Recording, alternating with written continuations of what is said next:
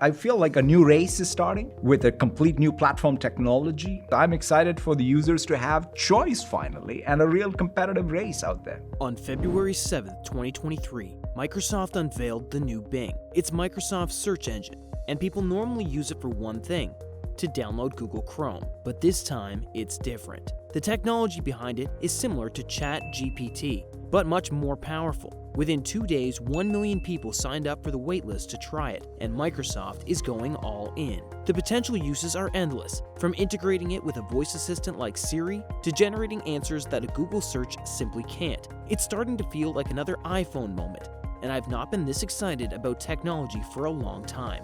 Over at Google, things aren't looking that great. It unveiled its competitor to Bing and ChatGPT on February 8th, which was disastrous. From lackluster presentations to its chatbot Bard giving incorrect answers, Google was unprepared, to say the least. We may be witnessing a new era in internet search, with Microsoft's Bing finally being relevant and challenging Google's monopoly. It's a new day in search.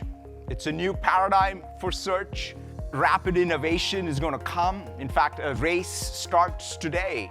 To understand why Google's monopoly is under threat, you need to know how it was built in the first place and the messy history behind it. For a product to disrupt an industry, it needs to do something much better than its competitors, which is what Google did. In the late 1990s and early 2000s, Yahoo's searches were filled with irrelevant posts and ads. Google offered a better alternative. Instead of providing diverse and unrelated posts, it focused on what people wanted: relevant and accurate information. Over the years, Google refined its algorithms to be more relevant. But this was just one aspect of the internet. While Google was the most popular search engine, it didn't control the browsers used to access search engines. Enter Google Chrome. In 2009, Google released a web browser to better integrate with their search engine. During this time, Microsoft's Internet Explorer dominated with a 70% market share. Yep, Microsoft controlled the internet at one point. But if you remember the Internet Explorer era, you know it was terrible. It constantly crashed, took too long to load pages, and was a terrible experience overall. Tech enthusiasts also hated Internet Explorer, as Microsoft had essentially forced it on Windows computers. It also made other browsers slow, and people were outraged when they realized this. Google, on the other hand, was seen as innovative and cool back then. They took huge risks, moved fast, and actually listened to consumers. So when Chrome was introduced, tech enthusiasts didn't hesitate to try it out and loved it instantly. It was much faster, it didn't crash continuously, and the UI was fresh. People just needed a better browser to get rid of Internet Explorer, and it worked. By 2015, Internet Explorer's market share had dropped to 20%. Google also acquired Android back in 2005. This would prove vital for Google's monopoly, as Google basically integrated its services into 50% of the world's phones. Google also has an arrangement with Apple, where it has agreed to use Google as its default search engine. So Google became a monopoly, thanks to a combination of a few factors. Now let's see how Microsoft is planning to challenge all that. Let's talk about search engines first. Google was created in an age where the internet was chaotic and information needed to be organized. The fundamentals of what a Google search does has stayed the same. It does two things best: navigating the web and finding information. But if you need an answer to something specific, Google falls short. Let's say you're an investor and want to research a few companies. This is what the process would look like. You go to these companies' websites and download the annual reports. This is navigating the web. Alternatively, if you're looking for something specific like earnings or revenue, you Google it and get the answers. This is finding information, and Google does a decent job at both. But what if you want something more specific, like comparing its liquidity ratios to the past year? You need to find the previous year's annual report, see the specific ratio, and compare it to this year. The process is so inefficient. Sure, some ratios are readily available on websites like Yahoo Finance, but you get the idea. To get an in-depth look at these companies, you must read the entire report. This is where Bing shines. It has two types of searches. Regular search isn't much different from Google, but integrated with ChatGPT, its chat feature could do the same thing much faster. During the unveil, Youssef Mehedi gave a surreal presentation on how it could save you a lot of time. Open the report and ask the chat to present the key takeaways. If you need something specific, like its liquidity ratio, you just ask it to find out, and it does. What if you need to compare it with other similar companies you were analyzing? Just ask the chat to compare these financials. Can you imagine how much time this will save and how efficient everything will become? I've researched many companies using Google, and I could never go back to using something like this. And, this doesn't mean he's 80% somehow not doing his work. In fact, he's getting so much more leverage. And in fact, recently we crossed 100 million developers on GitHub. And think about this, right? And it doesn't end there. There are some things that Google or traditional search just can't do. Let's say you're stuck with a complicated math problem. If you need help, you will generally scour through Reddit forums for answers or ask yourself in hopes someone will answer. You can't Google the exact problem and expect a response. But with Bing and ChatGPT, this is no longer the case. You can ask complex questions about programming, math, and other topics, and it will churn out answers instantly. So this could end Google's search engine monopoly, and Bing works best on Microsoft Edge, which is basically a rebranding of Internet Explorer. And effectively speaking, Edge is better than Chrome these days. We have come full circle here. The problems for Google doesn't end there though. How many of you have noticed your search quality decreasing day by day? Finding what you're looking for takes a lot of effort, and it feels like Google can no longer give you relevant answers. Well, you're not alone in feeling like this. But just a few years ago, it was completely different. You could search anything and expect to find quality results for your questions. So what happened? Something called SEO. Think of it this way. When you use Google to find something, you type in a few words, like best pizza near me, and Google gives you a list of websites that might have the answer. If used properly, SEO ensures that your website is one of the top results on that list. But over the years, businesses have found clever ways to trick Google into ranking higher. Let's say, in this example, there are two restaurants. One is a big restaurant with a large menu.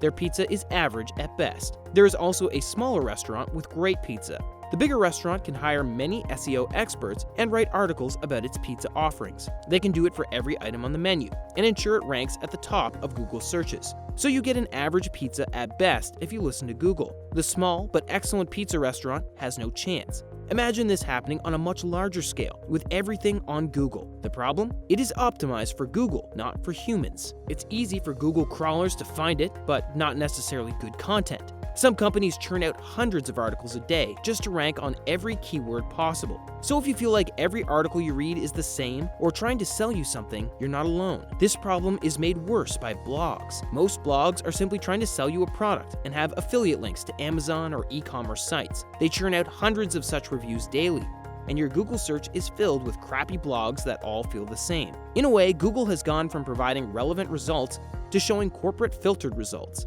If you've been near Reddit, you know this is accurate. These SEO experts have not plagued Reddit. It just feels so natural and raw. Let's say you're looking for a phone and you find one you like. If you Google it, you'll find similar articles talking about the same things. But on Reddit, you see a lot of honest reviews from real people. This is where the new Bing will destroy Google. Bing's search engine comes with two types of search. One is similar to Google search and will most likely be manipulated by SEO experts too, but its chatbot is entirely different. It is pre-trained on petabytes of data and uses a predictive model to form a sentence. Basically, it will be tough to manipulate it. When Microsoft dropped this bombshell announcement, Google CEO Sundar Pichai issued a code red, and Google went chaotic. It even called its two retired founders, Larry Page and Sergey Brin, to an emergency meeting to discuss how to move forward. You might think it's far from beating Google, but it's not about the present. It's concerned about how powerful it could be in the future. ChatGPT is expected to double in capabilities every 3 months. By this estimate, it will be a whopping 25,000% better than today